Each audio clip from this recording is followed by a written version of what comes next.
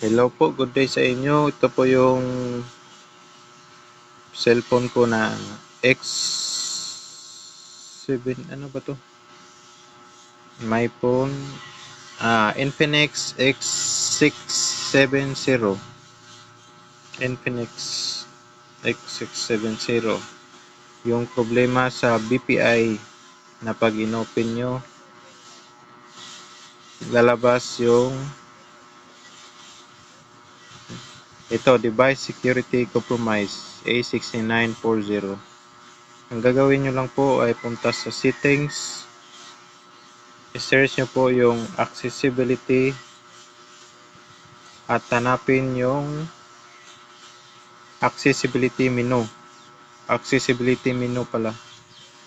Tapos, i-turn off nyo lang po yung ito. High translate, turn off, stop, full locks, naka-off na po. Full locks.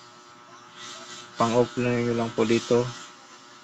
Tapos, i-try nyo lang po open ulit sa BPI.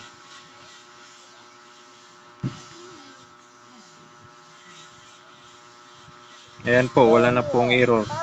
Wala na pong device compromise. Yun lang po, accessibility menu.